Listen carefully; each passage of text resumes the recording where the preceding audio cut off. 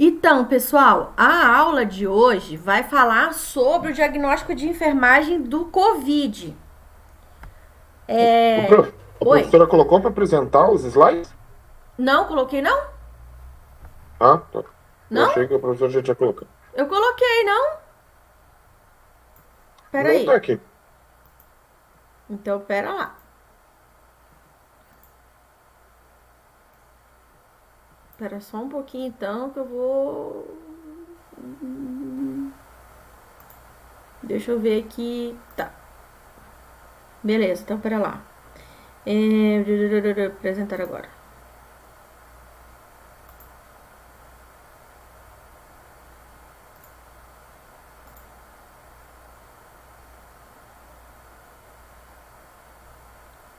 Apareceu aí? Sim. Agora foi. Tá indo? Tá. Bom, pessoal, então assim, a aula de hoje nós vamos falar sobre o diagnóstico de enfermagem, só que todo o passo a passo que a gente for fazer, nós vamos utilizar o Covid, porque é a doença do momento. Esse trabalho foi publicado, eu achei incrível, porque como a gente está trabalhando o diagnóstico de enfermagem lá no hospital, eu consegui com ele fazer o prontuário eletrônico, tá? Então, quem está trabalhando com Covid e quiser ir treinando lá no seu setor de trabalho, eu sei que vocês são técnicos e então deve ter uma grande demanda, mas mesmo assim eu achei interessante, vocês podem tentar, tá? Bom, então, tá dando para enxergar bem? Qualquer coisa vocês podem acompanhar direto pelo celular de vocês, né? Que eu mandei o artigo. Que não é um artigo, na verdade. Ele diz lá, né? Que os enfermeiros devem identificar os diagnósticos apropriados, né? Na prática, né? E, e não existe um padrão, né? Assim, de diagnóstico de enfermagem, mas existe todo um levantamento que foi feito com relação à doença, né? Do Covid, em relação aos cuidados que a enfermagem tem e o que os pacientes vêm demonstrando. Então, o que é muito importante, né? Eu vou colocar as considerações importantes que esse manual tem, né?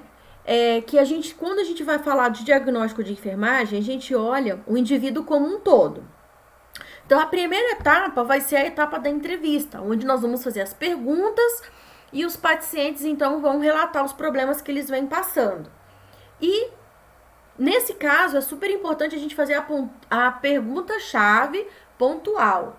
Mas a gente sabe também que existe uma população que é de risco e uma população que não é de risco, teoricamente, né?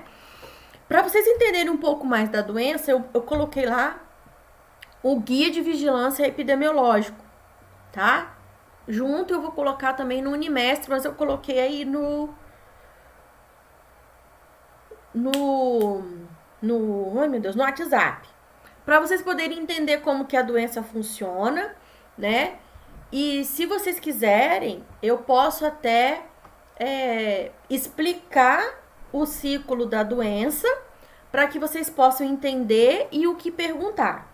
O que vocês preferem? Vocês preferem que eu fale um pouco da doença ou vocês preferem que eu já fale direto do diagnóstico de Nanda?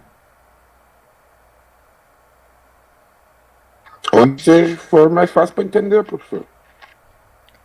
Como que vocês estão no entendimento aí do Covid? Mais ou menos? Tá, então vamos fazer o seguinte.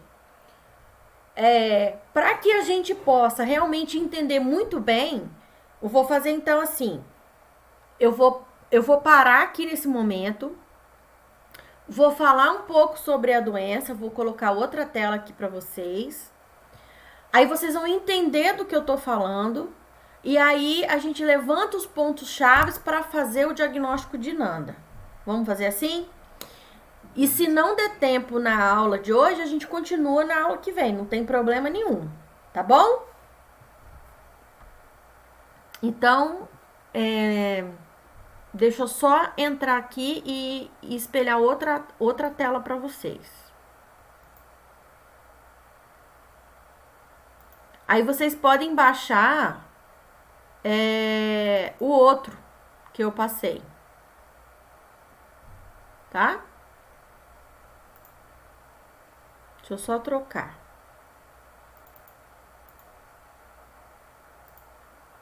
Só um pouquinho.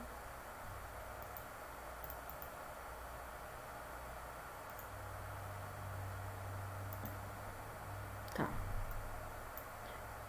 Deixa eu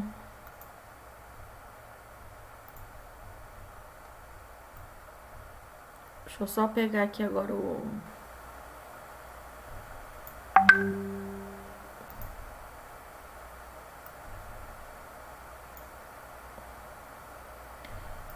espelhar para vocês, pessoal. Só um pouquinho. Deixa eu voltar aqui pro Whats. Ó, não, já tô, né?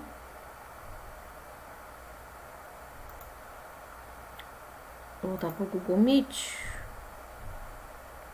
Para a apresentação. Já pegaram lá o outro? Do guia?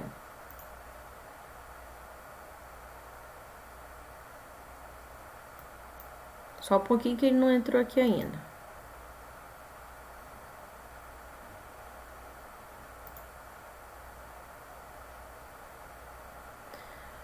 Ai, meu Deus, essa tecnologia me mata.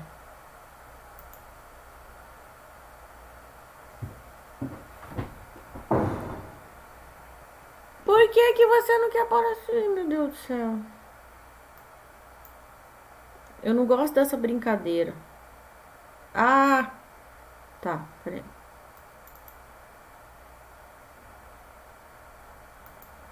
Acho que eu já sei.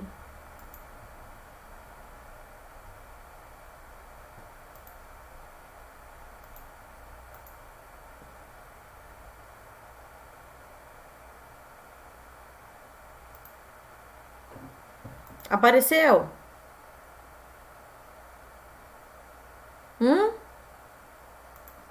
Aqui não. Tanto põe pra apresentar igual a professora tinha feito, claro. Sim, não apareceu? Apresentar agora. Em uma janela. Não apareceu ainda, prof.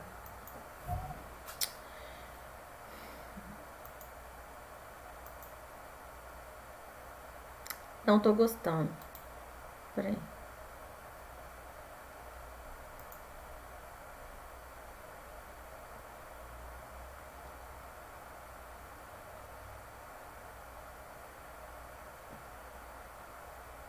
Deixa eu tentar de novo.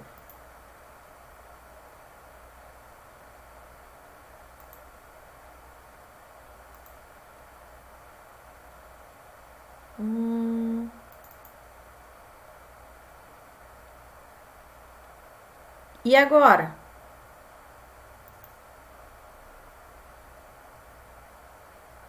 Vai aparecer aqui. Apareceu?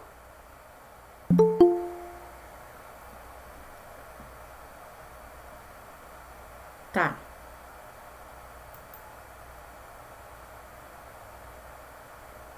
Deixa eu só colocar aqui agora do...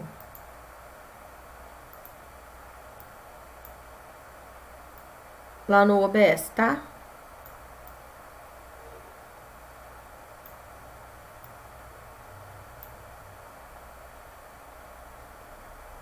Estão vendo? Tá mexendo?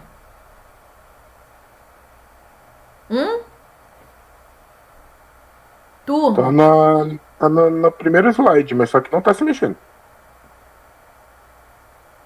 Agora tá mexendo? Não.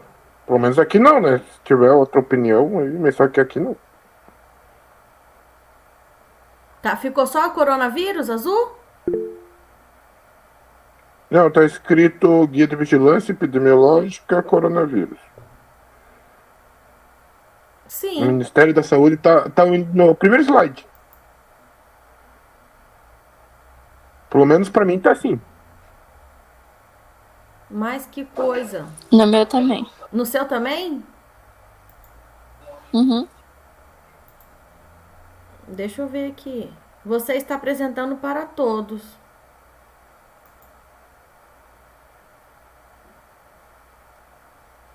Agora eu não entendi. Por que que não tá indo para vocês?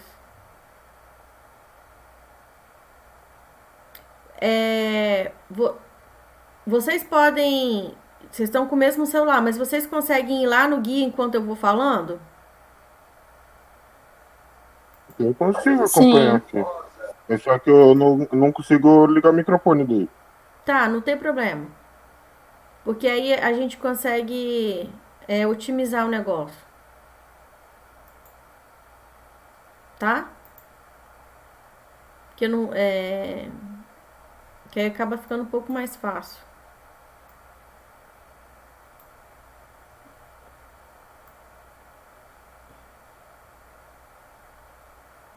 Tá, todo mundo conseguiu?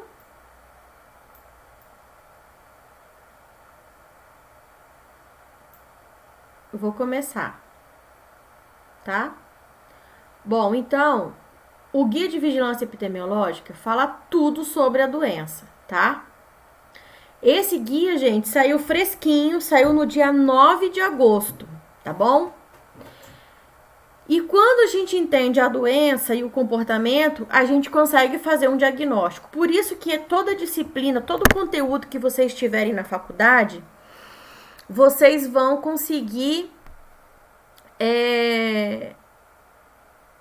fazer um bom diagnóstico, traçar um bom plano de cuidado, fazer uma boa entrevista.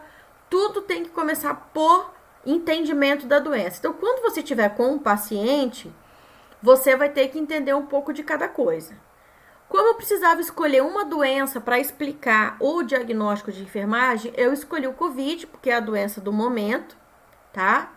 Então, lá na página 7, tem a introdução, né? Ele vai falar o que é o Covid, que é uma doença respiratória aguda, né? Causada por um vírus chamado SARS-CoV-2,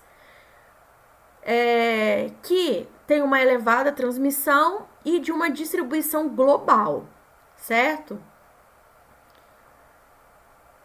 Nós sabemos que existe uma família de vírus, né? O coronavírus é uma família e raramente, né, os coronavírus de animais vão poder infectar pessoas ou se espalhar entre os seres humanos.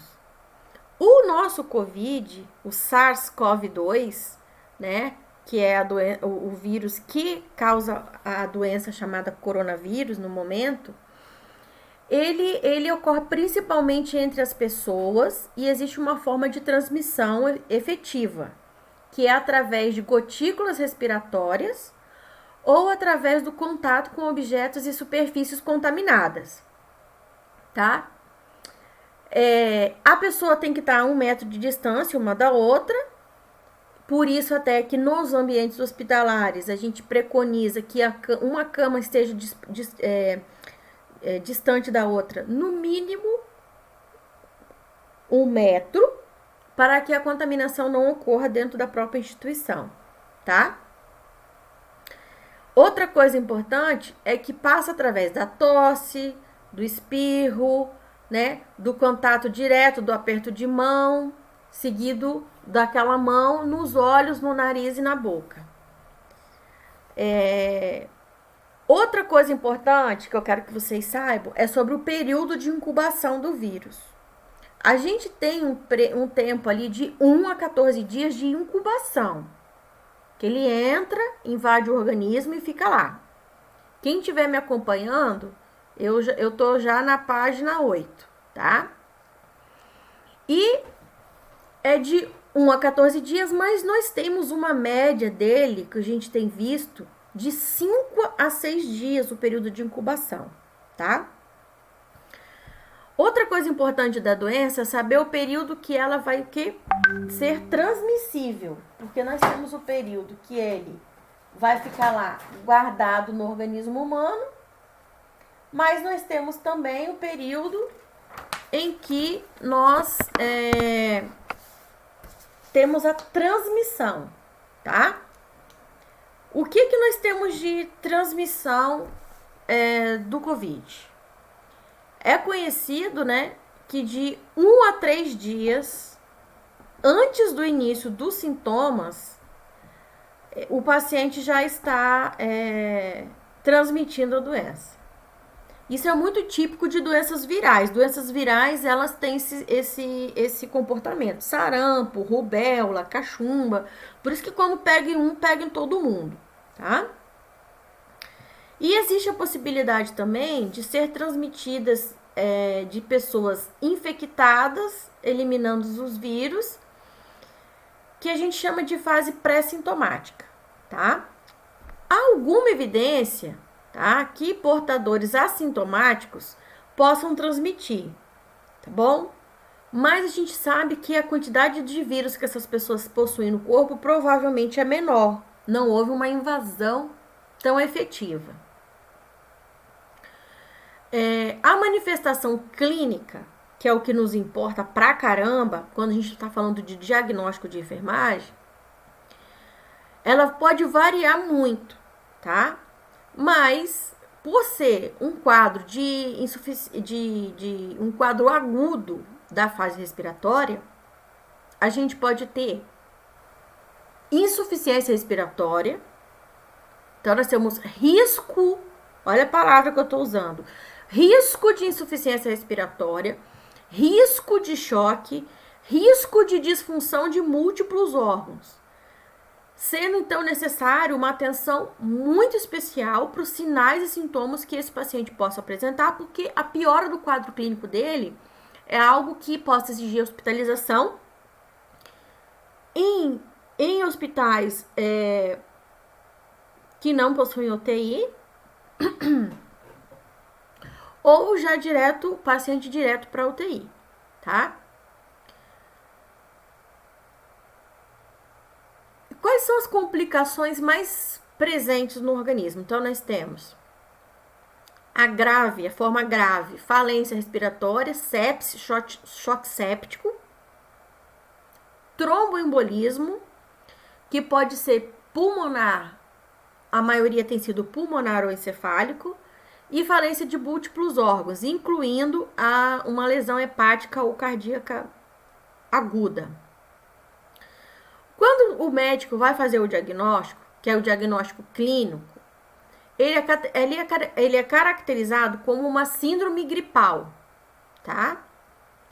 E por ser gripe, a gente já pega aqueles principais sintomas gripais: cefaleia, dor de cabeça, né? Tosse, dor de garganta, febre, né? A gente vem para os diagnósticos clínicos. Nós temos os diagnósticos laboratoriais. Então, hoje nós temos o teste de biologia molecular, que é o chamado RT-PCR, o famoso exame do cotonete, aquele que vai no nariz. Nós temos os testes imunológicos, que são as sorologias, que na verdade, né, a gente tem ali tanto o ELISA, que é um teste de sangue, quanto a imunofluorescência direta e indireta, que são os testes rápidos. Então, hoje a gente sabe que nós temos 3 exames laboratoriais que podem nos auxiliar no diagnóstico do Covid, tá? Qual a diferença entre eles? O RT-PCR, que é o exame do nariz, só dá positivo se o paciente coletar a amostra entre o 3º e o 7º dia de sintoma, com média entre o 5º e o 7º dia, tá? Ou seja, é o período em que o vírus vive na parte do nariz, lá na orofaringe. Por isso que o cotonete, ó, vem aqui, ó, tá?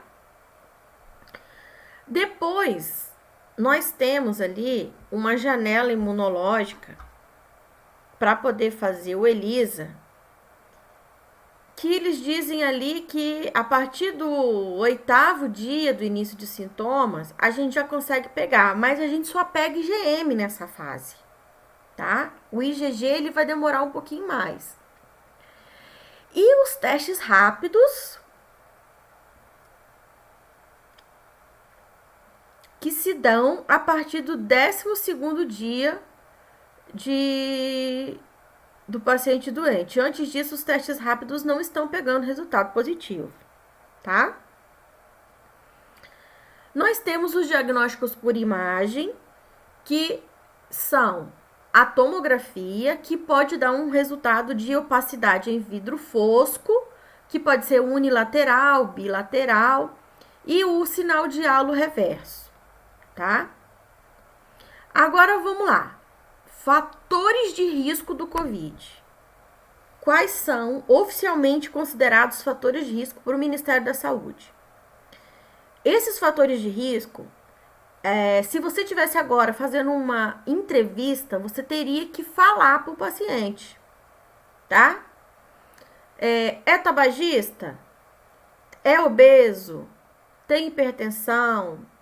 Miocardiopatias como insuficiência cardíaca ou miocardite isquêmica, ou seja, ele teve um infarto prévio.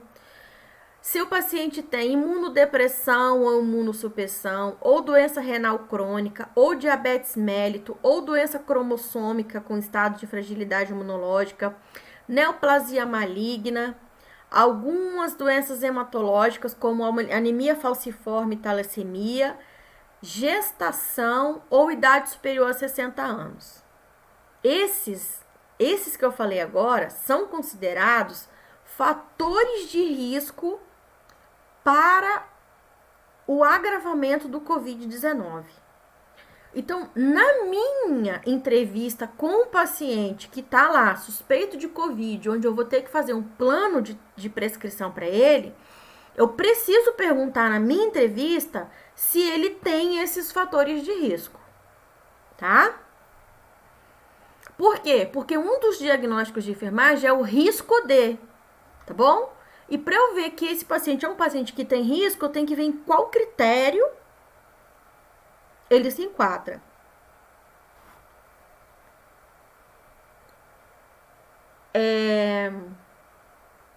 Peraí que eu vou continuar aqui. Só um pouquinho. Tá. Então, ele tem as definições do caso. Nós estamos lá na página 14. A definição operacional num paciente com Covid. O que eu preciso saber para verificar se esse paciente tem Covid ou não? 1. Ele tem um quadro respiratório agudo, caracterizado por 2 sinais e sintomas. Ele tem que ter febre, ou calafrio, ou dor de garganta, ou dor de cabeça, ou tosse, ou coriza, ou distúrbios olfativos, ou distúrbios gustativos. Na minha entrevista com o meu paciente, para ele se enquadrar no quadro de Covid, ele tem que ter pelo menos 2 desses sintomas associados, tá? Se a gente for falar de criança, além desses, a gente vai considerar obstrução nasal, ausência de outro diagnóstico específico. Em idoso, a gente vai considerar também o quê? Síncope. Tem acontecido, sabe o que é síncope? É desmaio, tá? A gente tem visto muito isso, tá? Muita síncope, confusão mental, sonolência, irritabilidade e inapetência, tá? E a gente também tem encontrado, nos casos de suspeita de Covid, principalmente no Brasil, sintomas gastrointestinais como diarreia. Santa Catarina tem prevalecido muito o primeiro sintoma, diarreia, tá? Esse, gente, é a definição de síndrome gripal. Lembra que eu falei que precisava ser ele é considerado uma síndrome gripal? Então, Nós temos uma segunda definição, que é a síndrome respiratória aguda grave, que é a SRAG, que é quando o paciente não tem apenas uma síndrome gripal, ele é um paciente mais grave.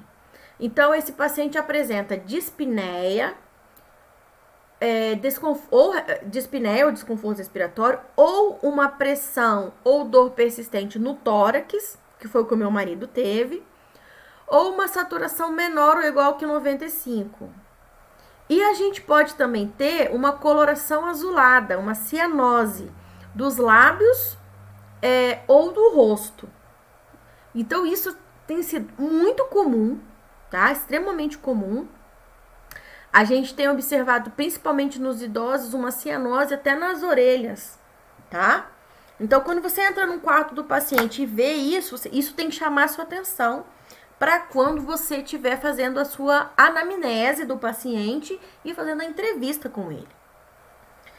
Os casos confirmados de Covid-19, né,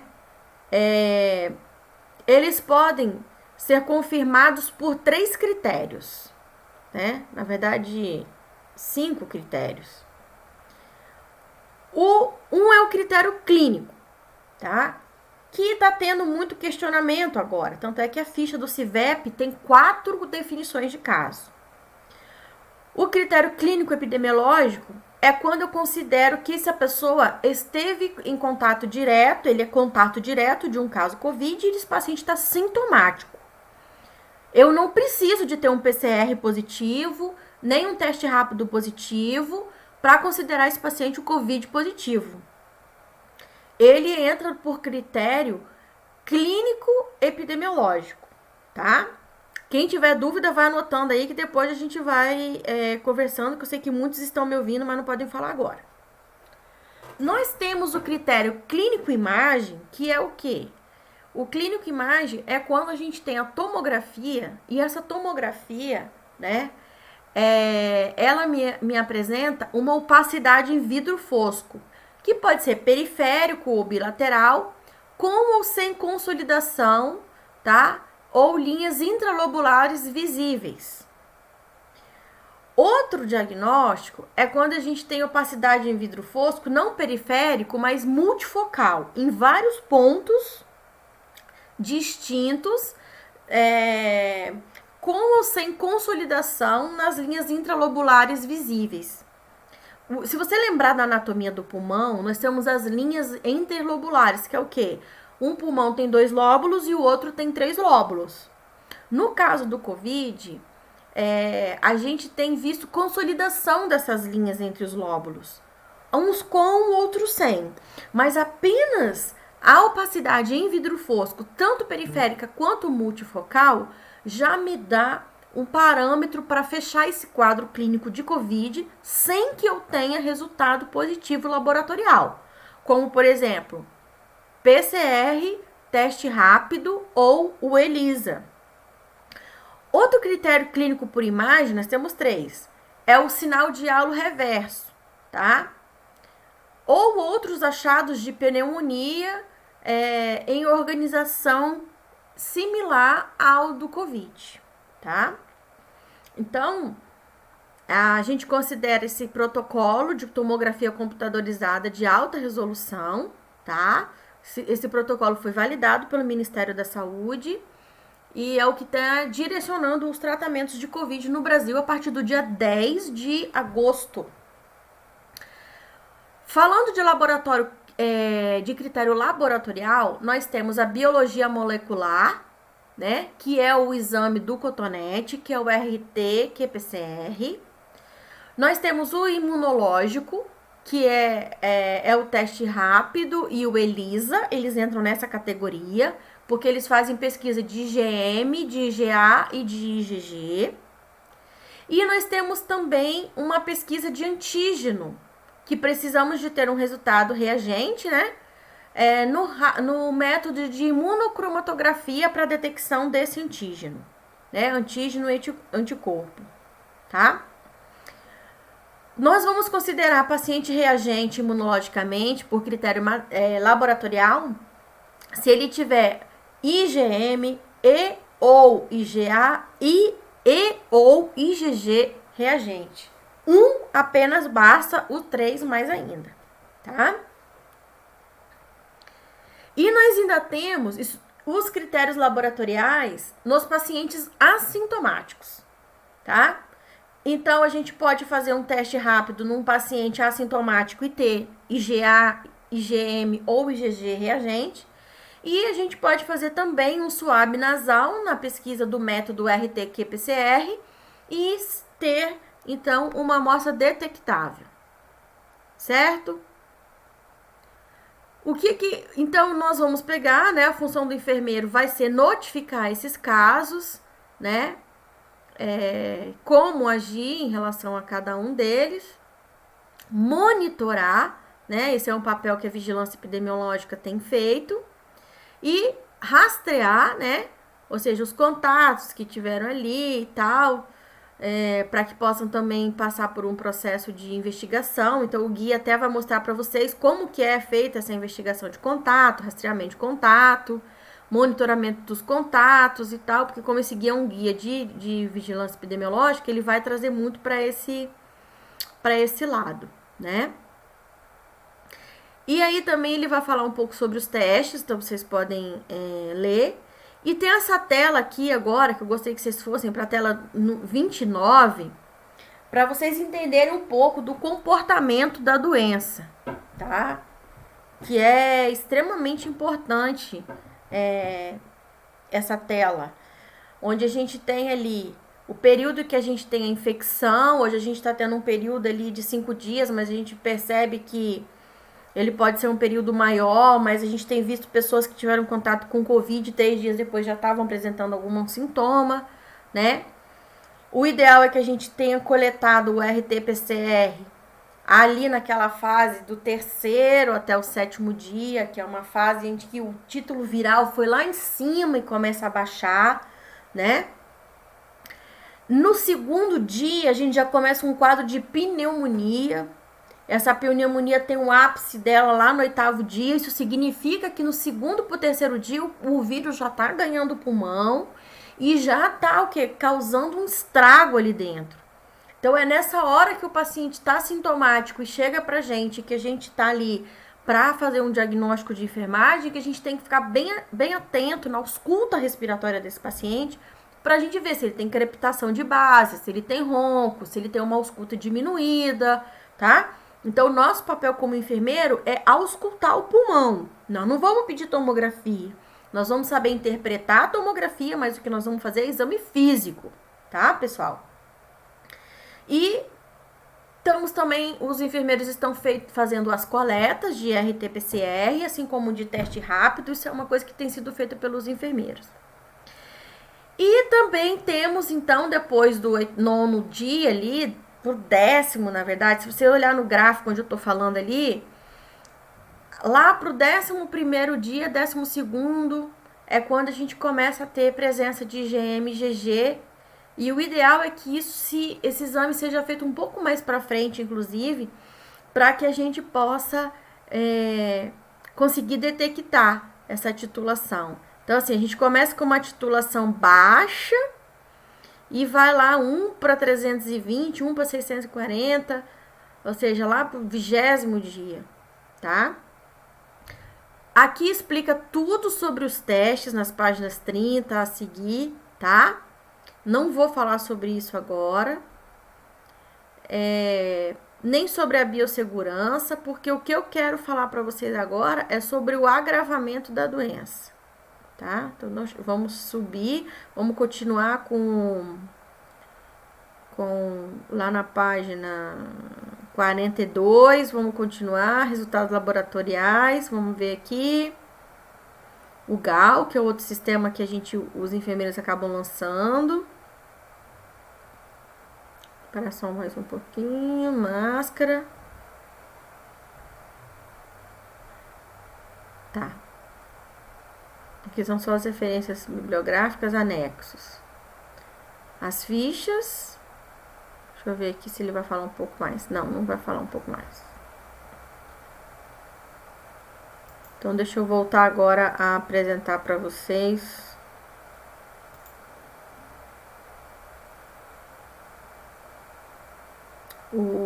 o nosso outro. Deixa eu parar aqui a apresentação. Pra gente voltar a se ver.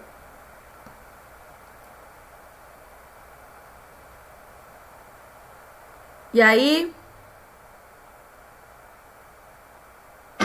Oi. Deu para entender um pouco? Uhum. Então, assim, como a gente já falou dos problemas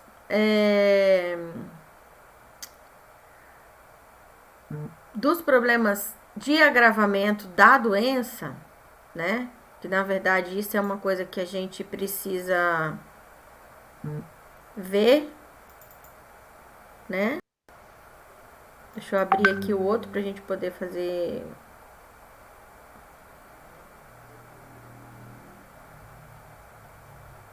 simultâneo. Poxa, por que aquela hora eu consegui ver? Deixa eu voltar lá.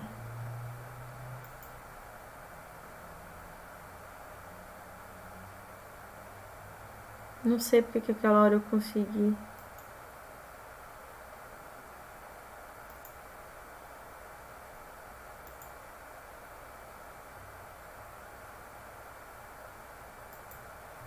Pois é. Só um pouquinho, pessoal. Do PDF que eu mandei pra vocês. Ele tá abrindo aqui agora também. Acho que eu fechei.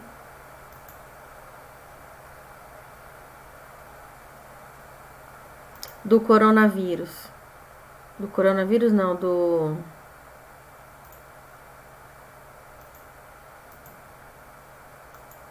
diagnóstico de Nanda. Vamos abrir lá? O diagnóstico de Nanda. Fazendo um favor. Deixa eu tentar. Não vou conseguir projetar como eu consegui aquela hora, porque travou e eu não quero perder mais tempo para tentar colocar. Então, assim,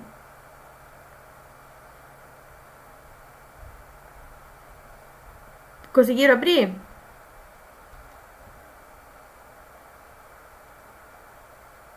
Acho que sim. Sim, sim. Tá. Nós vamos lá para a página 5,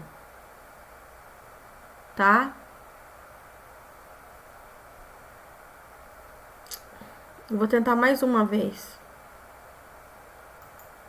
apresentar em tela, só um pouquinho.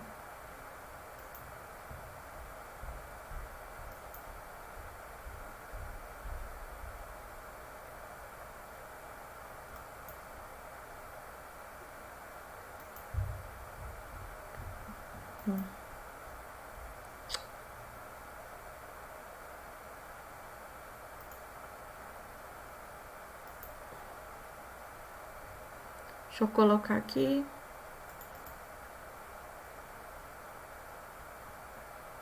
Estão vendo?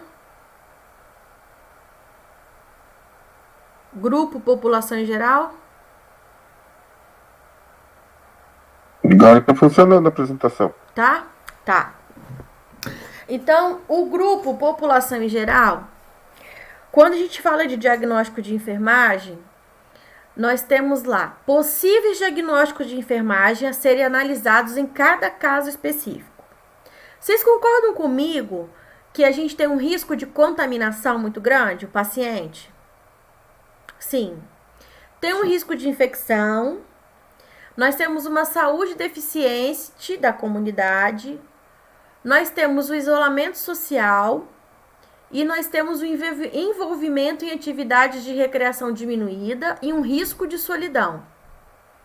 Tudo isso são possíveis diagnósticos de enfermagem a ser analisado pela pessoa que a gente está falando. O diagnóstico pessoa, médico, é um diagnóstico, COVID. O médico vai colocar lá B342 ou U071. Isso já basta para o diagnóstico do médico. Para nós, enfermeiros, não. Nós vamos ter muitos diagnósticos. E esses diagnósticos...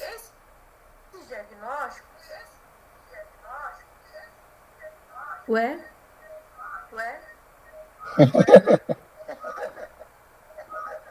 Deixa eu ver aqui o que aconteceu. Desliga e liga teu microfone. Ué? Alguém tá com o microfone aberto.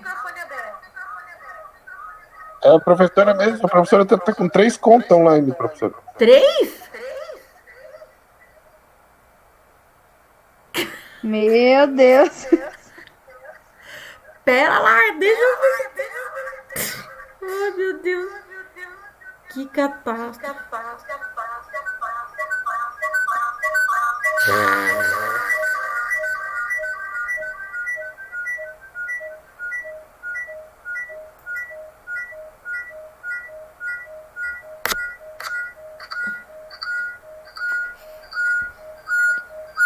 Nossa, Deus do céu. Parece até primeiro dia de aula. O que eu fiz? Ele parou. Mas não parou, não. Vocês estão me ouvindo? Ele tá dando microfone ainda. Tá, peraí. A professora tá com 2 microfones abertos. Tem que fechar um. Ou fechar o teu áudio.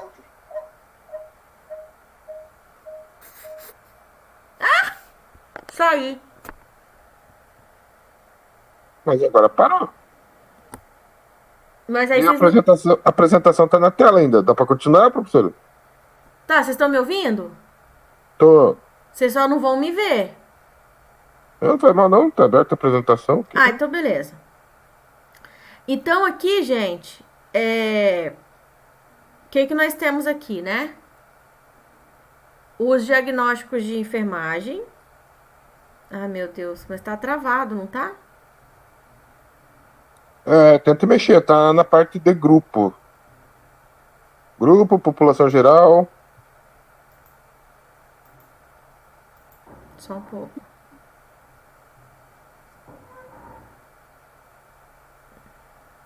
Espera só um pouco.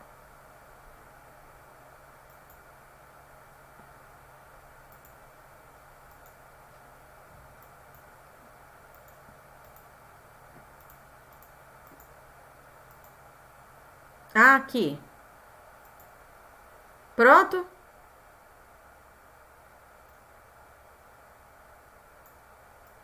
Estão vendo? Agora sim, prof. Tá rodando? Aham, agora tá mexendo. Tá, ótimo.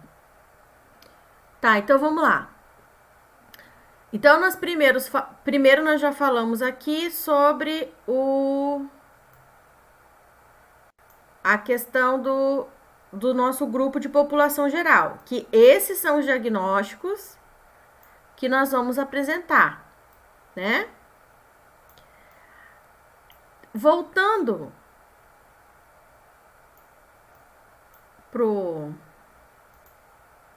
para esse grupo, nós vamos falar um pouco sobre os riscos ambientais.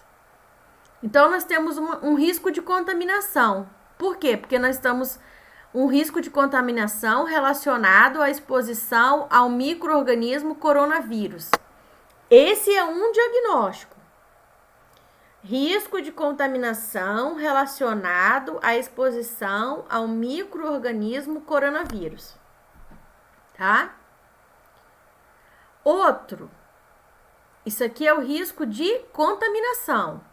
O próximo é risco de infecção. Risco de infecção relacionada à invasão do micro-organismo coronavírus, tá? Agora, quando a gente vai falar de promoção da saúde, a gente pode ter uma saúde deficiente da comunidade. E o diagnóstico vai ser o quê? Saúde deficiente da comunidade relacionado à disseminação por coronavírus, caracterizado por problemas de saúde e risco de estados fisiológicos, psicológicos e hospitalização vivenciados pela população mundial. Cara, olha o tamanho desse diagnóstico, tá? Prof, a gente vai ter que saber isso de cor? Não, por isso que existem os livros. O Carpenito, que é esse que eu vou colocar lá para vocês, que vão trazer. São diagnósticos que Nanda fez. A gente não vai criar nada. A gente vai pegar o diagnóstico, mas a gente tem que encontrar. Se a gente não faz uma anamnese bem feita e a gente não faz, tá, uma entrevista bem feita, a gente não pode dizer que o paciente vai ter um risco relacionado à disseminação por coronavírus se a gente não achar que o que ele tem é coronavírus. Concordam comigo? E aí, se a gente não faz o levantamento do problema, a gente não pode fazer o diagnóstico, tá? Continuando. Quando a gente fala do domínio conforto, porque esse é um dos detalhes que a gente vê no diagnóstico de enfermagem, uma das coisas que tem mexido com o nosso conforto é o isolamento social. Porque a gente sente muito só, né? Devido a um dos levantamentos que foram feitos para que o paciente não dissemine o Covid. Então, fica como diagnóstico de enfermagem isolamento social relacionado à necessidade de controle de disseminação de micro-organismo, caracterizado por manutenção no lar e no contato direto com a sociedade. Tá? E um não contato direto com a sociedade, né? Então, esse isolamento social acaba sendo um diagnóstico de enfermagem também, por causa do levantamento do problema evidenciado pelo isolamento social. Se a pessoa mora num sítio com toda a família junto, provavelmente ele não vai estar com tanto isolamento social assim. Mas se ele mora num apartamento sozinho ou com 2 pessoas e não puder ter contato com ninguém, esse isolamento social vai ser muito pior. Se você olhar hoje as pessoas que estão na roça, nos interiores, na zona rural, eles estão sofrendo muito menos os impactos psicológicos do Covid do que nós que estamos aqui na cidade. Tá bom? Outro problema é o quê? É as pessoas terem suas atividades de recreação diminuída.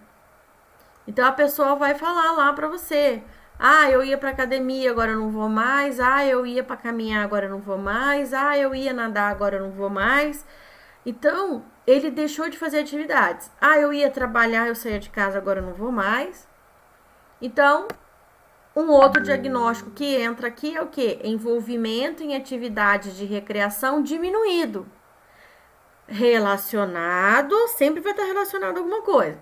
A necessidade de controle de disseminação do micro-organismo, caracterizado por falta de condicionamento físico e tédio. Tá? Outro diagnóstico relacionado ao conforto social, que é o quê? O risco de solidão, relacionado ao isolamento social. Quando a gente fala de risco, gente, é que não é todo mundo que está em isolamento social que vai se sentir só. Vocês concordam comigo? Então, o risco de solidão, ele é algo que pode acontecer, tá? Um paciente que fica 13 dias internado num hospital, sem visita, ele corre risco de solidão? Com certeza. Então, o paciente que está lá internado na ala COVID, um dos diagnósticos que vai aparecer de cara lá é o quê? Risco de solidão, tá? Que está relacionado ao conforto da pessoa. Agora nós temos um outro grupo, o grupo relacionada à população com falta de conhecimento relacionada ao assunto, tá? Quando nós temos um paciente que não conhece sobre o Covid ou desconhece totalmente, ele vai ter ainda outros diagnósticos de enfermagem possíveis. Que um vai ser a autonegligência, ou seja, ele não sabe que o Covid passa pelo ar, ele não sabe que o Covid passa através de objetos contaminados, ele não vai fazer uso do álcool, ele não vai fazer uso da máscara, então ele vai ter um diagnóstico de autonegligência. E quando você vai saber disso? Quando você for lá fazer uma visita ó. Quando você for lá quando você for lá fazer uma entrevista com o paciente e ele chegar e... Peraí.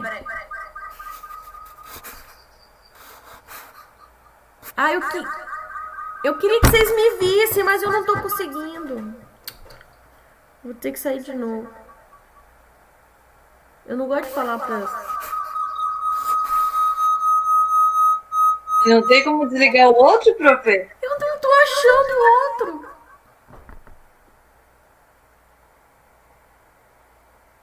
Deu?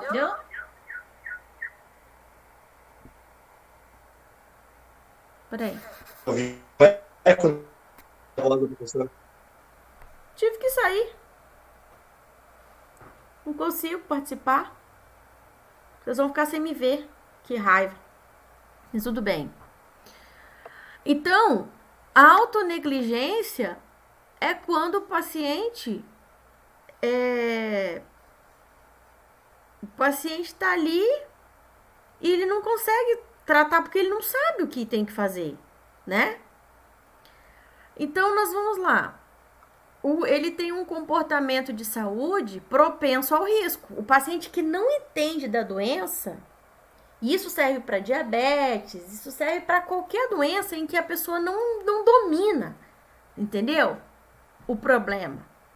Aí, normalmente, ele vai ter esse diagnóstico. Um comportamento de saúde propenso ao risco relacionado a alguma coisa. Quando acabar a aula, eu vou colocar o livro do Carpenito lá na área do aluno, que é um link do Google Drive compartilhado, e vocês vão ver, quando vocês forem olhando esse livro, inclusive tem 9 exemplares dele na biblioteca, tá? Conversei com o Serginho, eu gostaria que vocês fossem lá na biblioteca e pegassem esse livro para nossa próxima aula, tá bom, gente? Vai lá, não vai ter para todo mundo, acho que são 8 ou 9, mas assim, quem tiver um pouco mais junto, vou fazer uma sugestão, né? Aqui a Dara com o Rafa.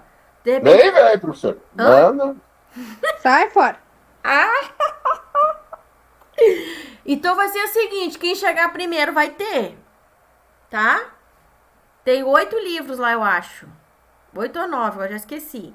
Vão lá e peguem o livro, porque aí vocês vão folheando aí, eu vou folheando aqui, vai ser bem legal, tá?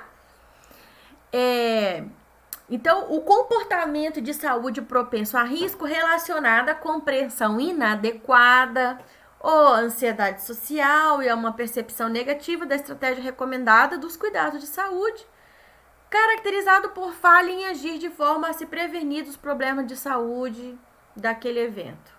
Olha o tamanho desse diagnóstico, tá?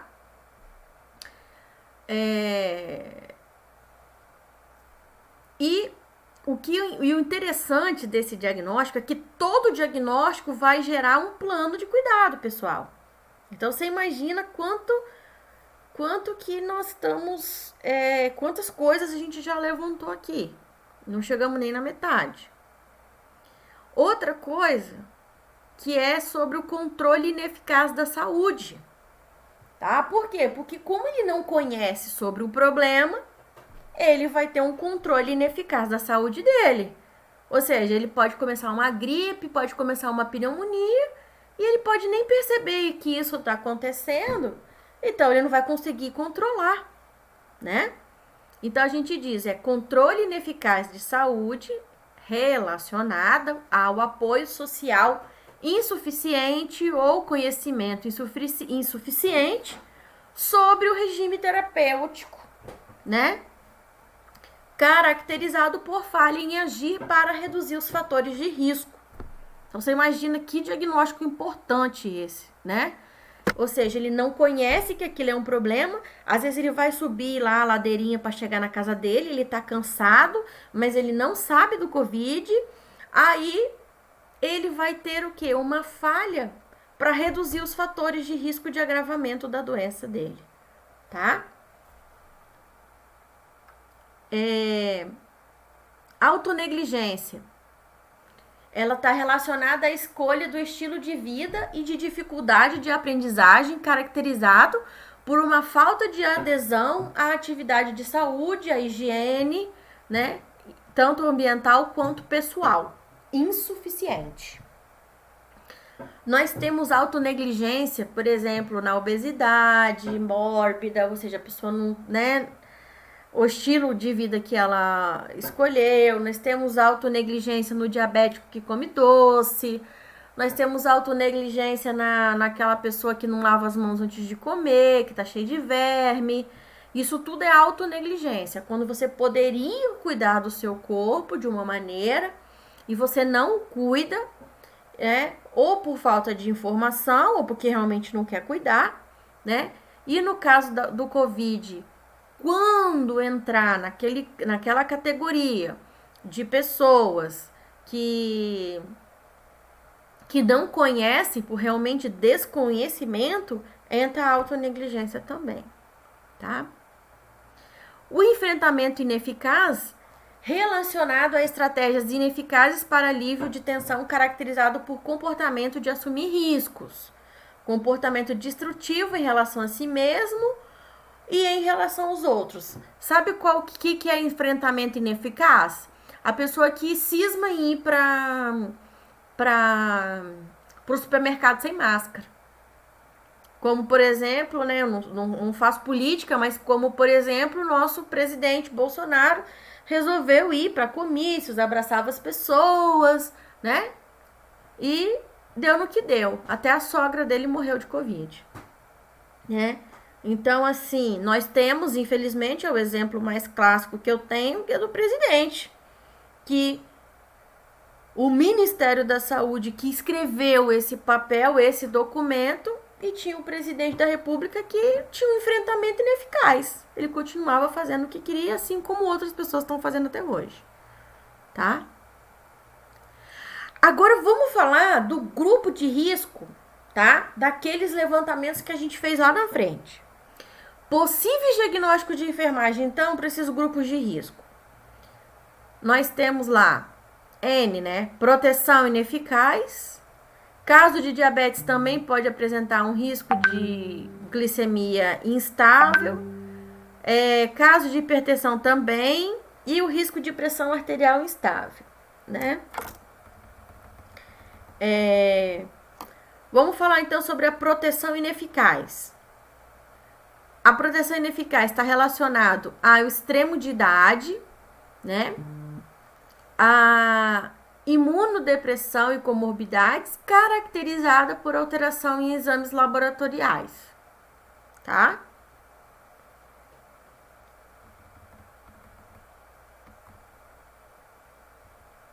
E nós temos o grupo Covid-19, que é o grupo que, além de fator de risco, de isolamento, de não sei o que, é o grupo de pacientes que está internado ou que está com diagnóstico fechado. Esse paciente, ele pode ter o quê?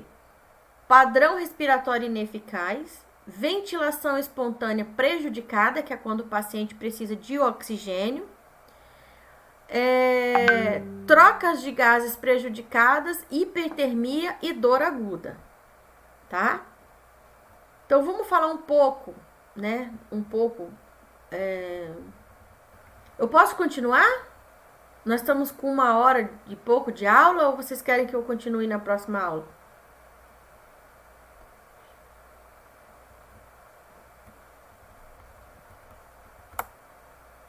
Turma!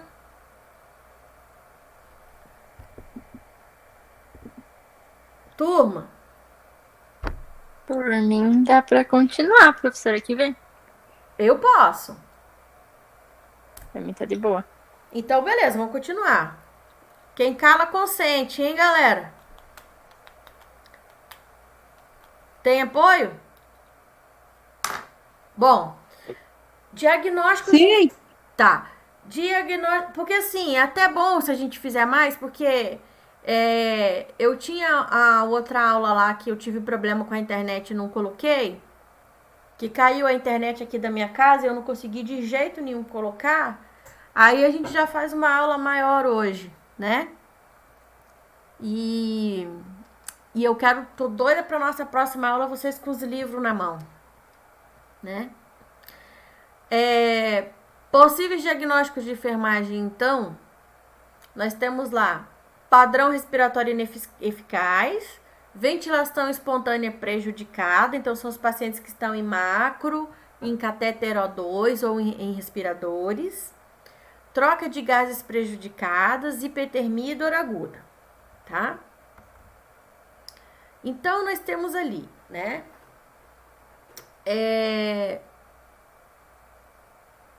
Foi totalmente, né,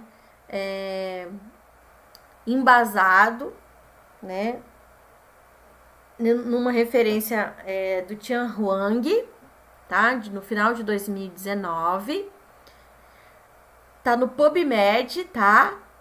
Que fala lá que quais foram os principais achados de sinais e sintomas nos grupos que foram apresentados nesse estudo aí.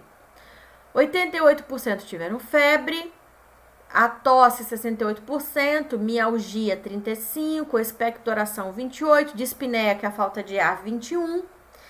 E nos exames laboratoriais, nós tivemos uma coisa muito interessante.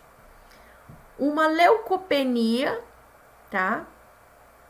Que é uma diminuição do número de leucócitos. Uma linfopenia, uma diminuição, né, do número dos linfócitos. Um PCR, que é uma proteína C reativa, não é o PCR, RT-PCR. É o PCR do sangue, tá? De 44% de elevação. E um HDL aumentado, que é um colesterol, tá?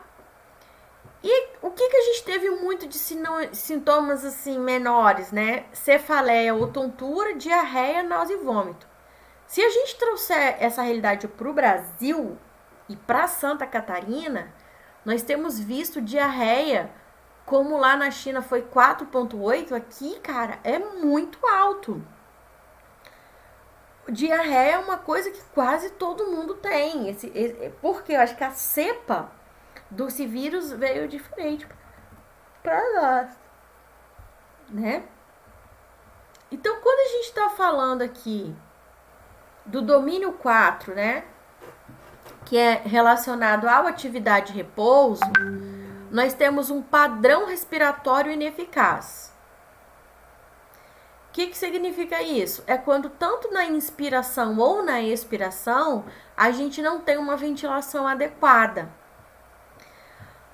A eliminação e troca, que é o domínio 3, a gente está falando sobre uma troca de gases prejudicadas, né? O excesso de déficit na oxigenação, ou seja, uma deficiência muito alta, né, na oxigenação ou eliminação de dióxido de carbono na membrana alvéolo-capilar. Lá, se vocês lembrarem da fisiologia, né, que ali entra CO2, né, do sangue para o pulmão, do alvéolo, né, e sai o oxigênio do alvéolo para o sangue, aquela troca gasosa, que é chamada de hematose, ela acaba sendo prejudicada. Por quê? Porque normalmente ele está em vidro fosco, então o alvéolo pulmonar. Então ele está meio vitrificado, então a gente não tem uma permeabilidade pulmonar. E aí essa troca acaba sendo prejudicada. Uma outra coisa é a ventilação espontânea prejudicada. O que é a ventilação espontânea? Quando você inspira, né? e expira, e você faz isso de forma aleatória, sem perceber que está respirando. E quando você tem essa ventilação espontânea, você não consegue fazer isso. Então, resulta em incapacidade de manter uma respiração independente, né? E adequada para sustentar a vida. Quando eu tive Covid, o que eu senti muita dor abdominal e torácica, por quê? Porque a musculatura acessória do tórax, eu precisava inspirar ela, ativar ela, porque a autônoma ou parasimpática, diafragmática, não estava dando conta. Então, parecia que eu tinha malhado, assim, feito abdominal o dia todo. Não podia nem tocar no abdômen, assim, você via que era dor mesmo da respiração, né? E aí, nesses casos, esses pacientes que têm essa ventilação espontânea prejudicada, eles podem até ir pro tubo. Aqui a gente tem um raio-x. Não sei se vocês estão conseguindo ver, né? Muito bem, mas é uma opacificação. Você vê que tem umas manchas brancas, opacas, né? No raio-x. Dá pra ver o vidro fosco ali, quer falar? Aham. Que essas manchas brancas aí, parece que pegou uma esponja branca, né? E colocou. E esse padrão vidro fosco é como se fosse um mosaico, né? Normalmente aquele pulmão ali do lado direito ele tinha que estar todo pretinho. Você vê que ele tá todo meio que montado, umas peças assim, né? Isso aí é padrão vidro fosco, tá? Tá, então vamos lá mostrar aqui o que acontece. Opa! Tá. Então o paciente ele acaba tendo tosse, né? Expectoração e dispneia. Esse paciente que tem tosse, falta de ar ali e uma produção, ele tem uma tosse seca, né? E tá com uma expectoração, ele vai ter um padrão respiratório ineficaz, tá? Então, primeiro padrão, então dificilmente a pessoa já vai entrar direto na troca gasosa prejudicada. Aqueles que chegam cedo vão entrar no primeiro diagnóstico, padrão respiratório ineficaz.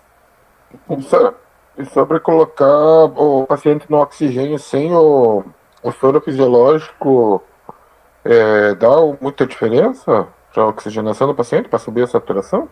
Não, mas o soro fisiológico ele foi retirado agora porque ele tá dando muito aerosol.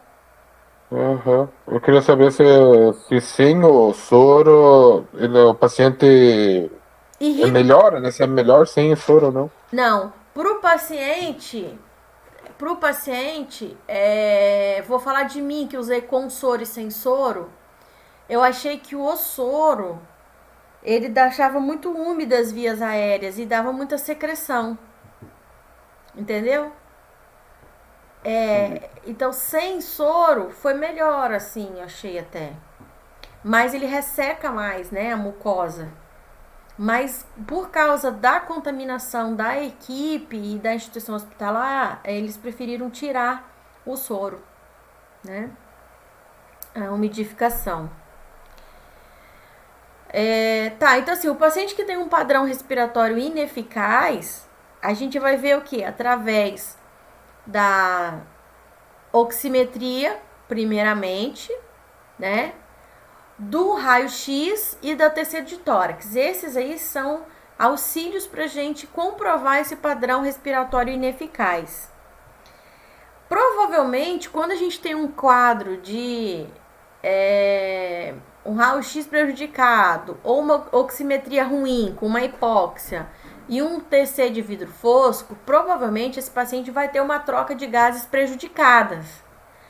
E se ele não está trocando gás de forma como precisaria, ele vai ter uma ventilação mecânica prejudicada. Então, provavelmente vai ser um paciente que vai ter que ter um auxílio mecânico para respirar, tá? E esse paciente do respirador, ele vai ter esse tipo de diagnóstico aqui, ó. Troca de gases prejudicada e ventilação espontânea prejudicada.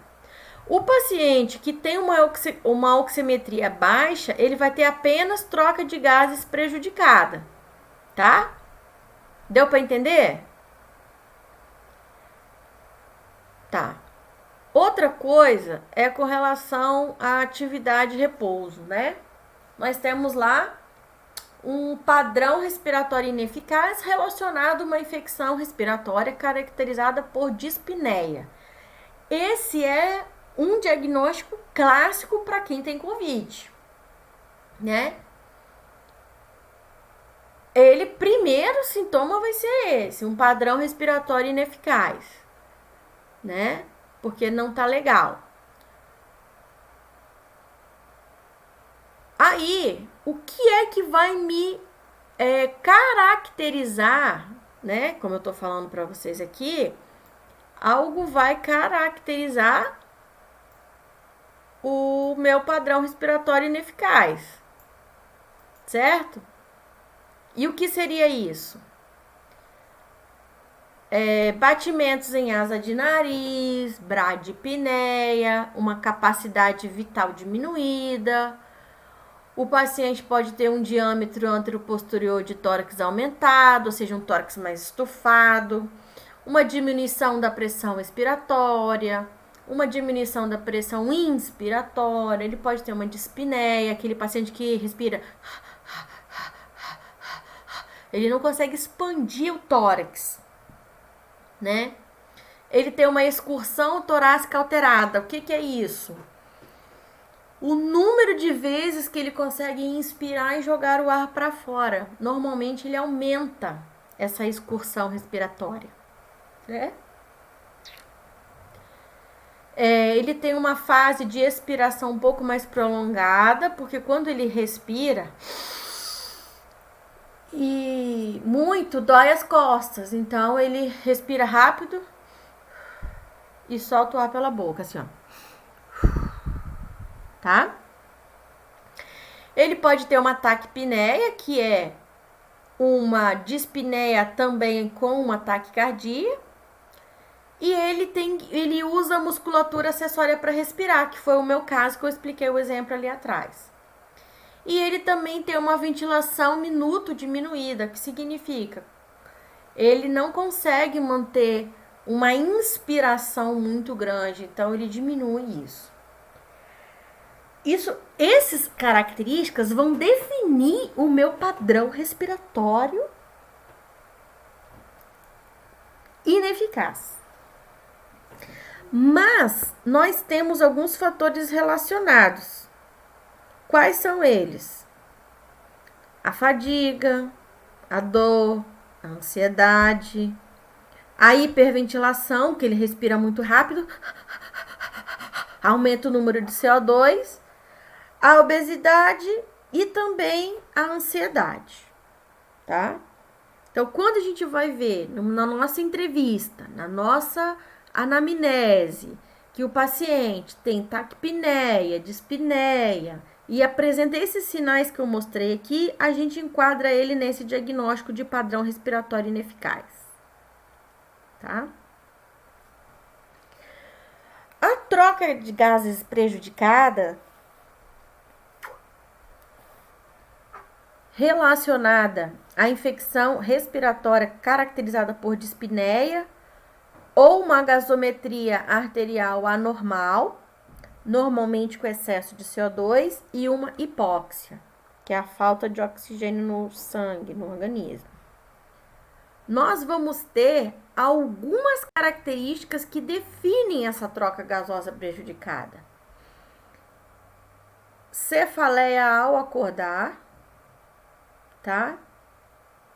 Confusão, cor da pele anormal, diminuição do nível de dióxido de carbono, dispneia, hipercapnia, hipóxia, hipoxemia, inquietação, irritabilidade, perturbação visual, pH arterial anormal, sonolência, taquicardia. Quando a gente sabe que um paciente não está saturando bem, que é essa troca de gás prejudicada, a gente tem essa característica. Engraçado, né? Que como eu tive cefaleia ao acordar.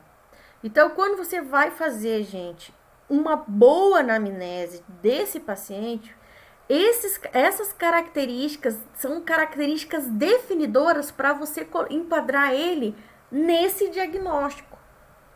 Eu não sei se vocês estão conseguindo entender o que eu estou passando, porque é um desafio muito grande dar aula online de um conteúdo tão importante, sabe? Vocês estão entendendo o que eu estou falando? Sim. Sim? Então, chegou lá para conversar com o paciente. O paciente, eu não sei, eu não estou respirando bem, a saturação não está boa, o paciente está confuso, o paciente está com uma cor de pele estranha, meio cinza, você está vendo que ele está sonolento, tá com essa... Todo dia ele fala, eu tenho dor, cefaleia ao acordar, me lembro de mim. A enfermagem chegava, o que você tem? Dor de cabeça ao acordar. Isso é uma prova que a troca gasosa não tá legal. Tá? E a ventilação espontânea prejudicada? Né? O diagnóstico é ventilação espontânea prejudicada relacionada à infecção respiratória, caracterizada por diminuição da pressão parcial de oxigênio, diminuição na saturação arterial de oxigênio, dispneia, aumento da frequência cardíaca e aumento da pressão parcial de CO2, né? A gente vê que o paciente não está ventilando. O que é ventilar? É quando ele não tem uma capacidade de trocar gasosamente ali nos alvéolos pulmonares o que precisa, tá? E ele é evidenciado por quê? Ele é evidenciado pela dispneia, pelo exame da gasometria, evidenciado, né, pela saturação ruim e pelo uso do oxigênio constante, tá? Isso aí é uma evidência para a gente enquadrar ele nesse diagnóstico. A febre é uma hipertermia, né, que é uma temperatura corporal acima dos parâmetros diurnos normais, e, né, que é a famosa febre, hipertermia. E aí nós temos uma diferença entre hipertermia e termorregulação ineficaz. A termorregulação ineficaz é uma oscilação entre hipotermia e hipertermia. Gente, isso aqui é uma desgraça. Meu Deus do céu. Você tá, cara, suando. Você começa uma sudorese, cara, que você não tem noção. Daqui a pouco bate um frio. Quando você vai ver, você tá gelada. Eu falei assim, gente, eu tô com malária, cara. Igual uma malária, meu Deus do céu, desespero, gente. Vocês não têm noção. Então, essa termorregulação ineficaz é quando o paciente tem essa queixa, tá? Olha, uma hora é calor, uma outra hora é sudorese, outra hora é febre, outra hora é bate o queixo. É louco. É louco demais. Outra coisa, dor aguda relacionada ao agente biológico, né? Lesivo, caracterizado por alto relato de intensidade usando a escala de dor. A dor é uma dor no corpo, é uma dor no peito, é uma dor nas costas, é uma dor, né? E engraçado, assim, eu voltei a trabalhar, mas todo dia eu tenho dor nas costas. Agora eu tô aqui na aula, aqui com vocês, e tô com uma dor nas costas. Parece que o tempo vai passando e a gente vai ficando cansada. Mas o médico disse que é normal, que aos poucos eu vou voltando, né? Mas dor para respirar hoje, eu tô com dor até para respirar. E é uma coisa, assim, inexplicável. Tem que conviver. Não dá para se queixar. Tem que conviver e ir embora pra frente. Agora vamos falar do grupo Covid-19 com complicações. Porque parece que estar no oxigênio e numa ventilação mecânica é complicação. No nanina, não. Nós temos outras complicações, né? Ou risco de tromboembolismo venoso, por isso que um dos remédios do coquetel é a anticoagulação, a heparina, a Clexane, esqueci o nome do outro agora, se lembrarem me ajuda, Barevan, tem mais um aí que estão usando aí no Covid. Cris, você que tá no Covid, qual é o outro anticoagulante que o povo tá usando? Sem ser Marevan, Clexane e heparina. Se você lembrar, se tiver outro.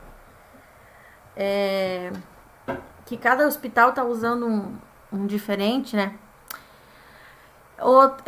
Nós temos, então, o paciente tá lá no respirador, beleza? Mas ele não consegue sair do respirador. Então, é uma resposta disfuncional ao desmame ventilatório. Ele não consegue sair do respirador, ele fica ali dependente do equipamento.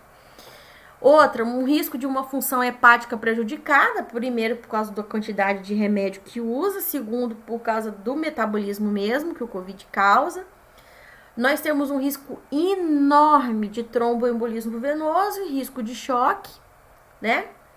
E o outro que é um débito cardíaco diminuído, um risco de débito cardíaco, né, diminuído, ele pode ser de fato ou pode ser apenas um risco.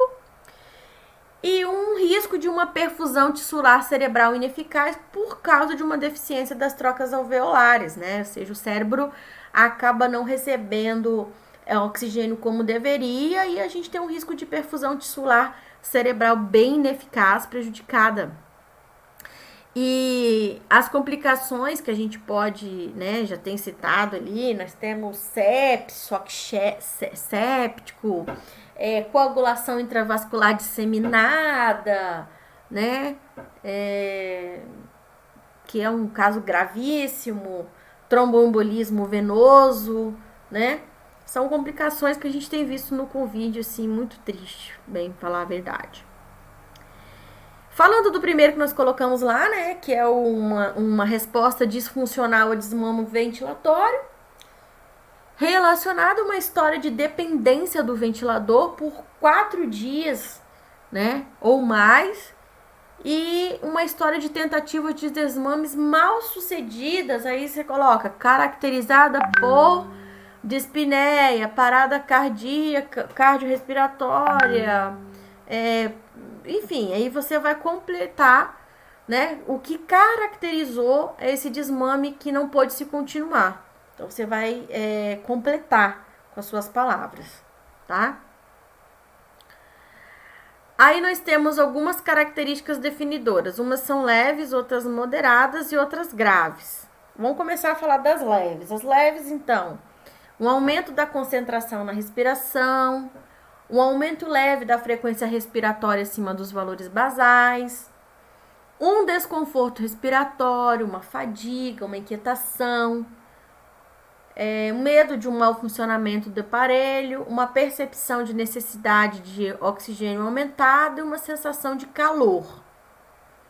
Então, isso são características leves que definem o desmame mal sucedido. Outras moderada, eu tenho apreensão, aumento da frequência cardíaca em relação aos parâmetros basais, né? Um aumento da pressão arterial maior do que 20 milímetros, quando eu digo assim, se a frequência cardíaca do paciente é 100, 90, e ele aumenta lá mais 20, ou seja, de 90 vai para 110, significa que na hora que eu estava desmamando, esse paciente teve um aumento da frequência cardíaca. Então, não tá legal, o coração tá batendo mais para compensar algum problema no pulmão. Quando a gente tem um aumento de uma pressão arterial, a mesma coisa. Se o paciente tá lá, 10 por 8, 13 por 7, 12 por 8, e de repente a pressão dele de 12 todos os dias vai para 14, né? Tipo assim, de 120 para 140, na hora do desmame, opa, liga o sinal de alerta aí, esse paciente não está preparado. um aumento moderado de uma frequência respiratória, ou uma capacidade prejudicada para cooperar, ou uma capacidade prejudicada para responder às orientações, ou uma cor de pele mais acinzentada, né, que é a normal, diaforese, diminuição da entrada de ar à ausculta, que significa quando você vai auscultar e você vê que o pulmão em base tá com a ausculta diminuída, significa que o pulmão não tá chegando ar lá embaixo. Quando você vê uma expressão facial de medo no paciente, um foco exagerado nas atividades e um uso mínimo da musculatura acessória respiratória. Então, o paciente que não consegue usar a musculatura acessória, provavelmente esse paciente vai ter, né, muito mais desconforto. E aí vem as graves, né? Quais são as características graves? Agitação, aumento da frequência cardíaca em relação aos parâmetros basais, aumento da pressão arterial, como o anterior, um aumento da frequência respiratória, uma diferença da cor da pele, a gasometria do paciente vem com valores bem alterados, uma diaforese profunda, um nível de consciência diminuído, né? A gente chama de uma respiração paradoxal abdominal, ou seja, ele mexe muito o abdômen para respirar, ou uma respiração tipo gasping, que é uma respiração bem agoniada, ou uma respiração sem sincronia com o ventilador. A gente diz que o paciente começa a brigar com o ventilador, ele não consegue relaxar, então a gente acaba tendo que sedar esse paciente.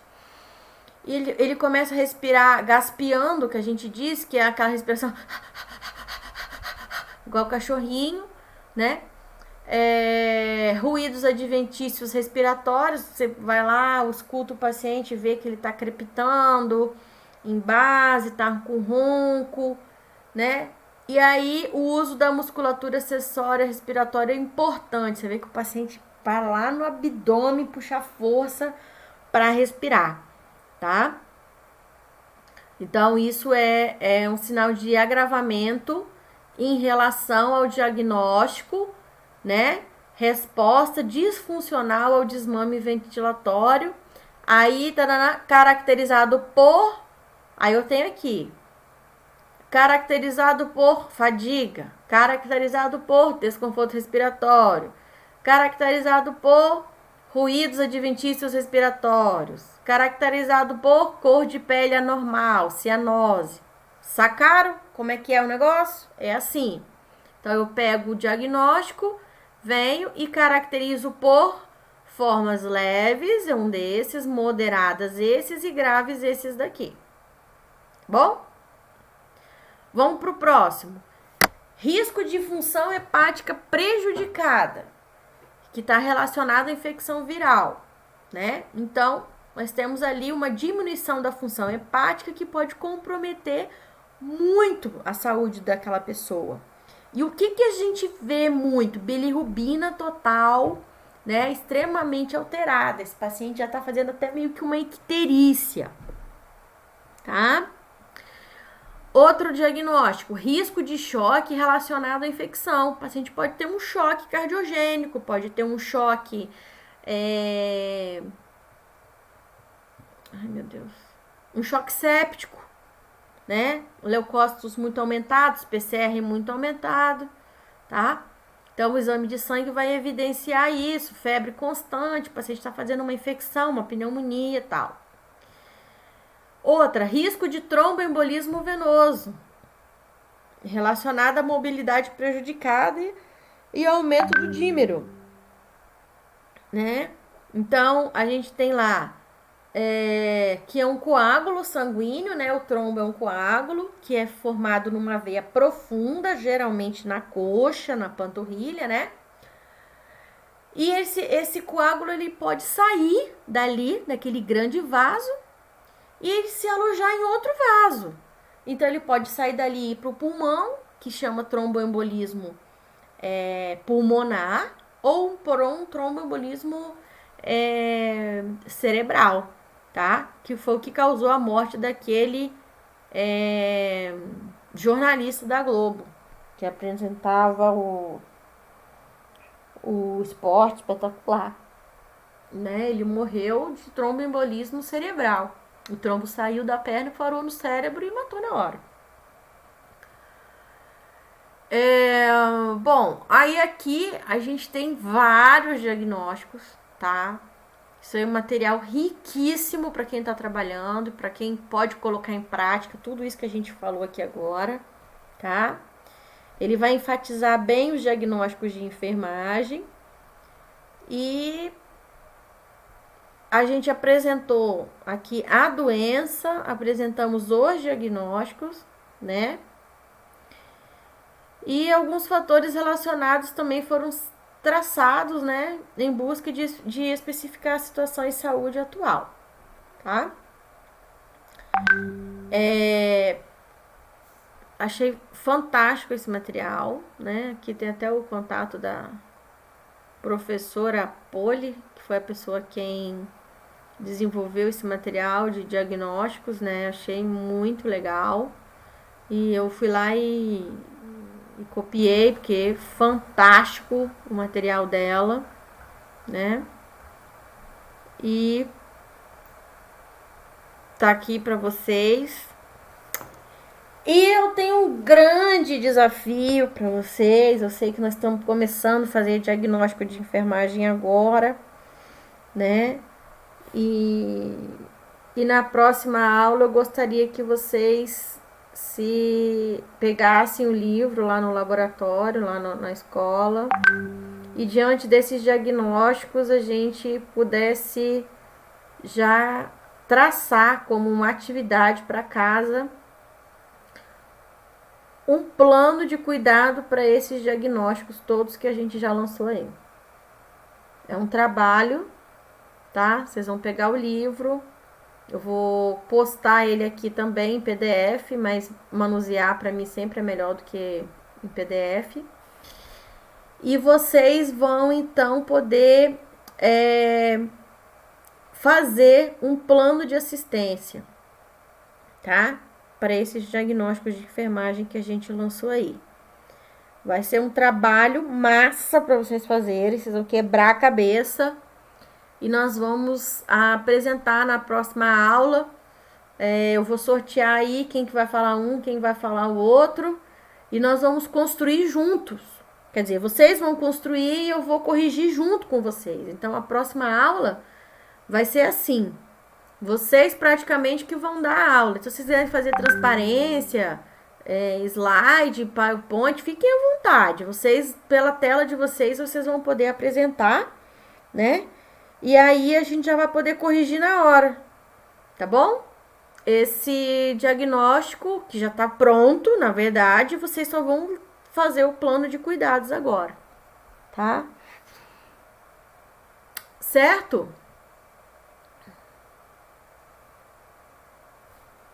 Deixa eu voltar aqui para a tela, deixa eu tentar ver vocês. Vou sair de um, voltar para o outro. Parar a apresentação. Deixa eu entrar aqui na câmera.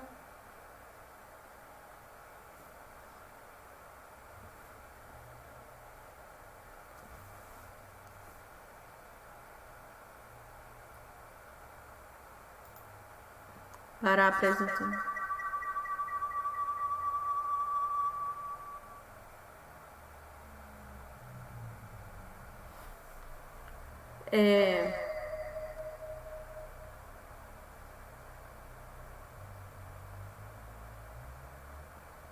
Eu vou sair desse daqui.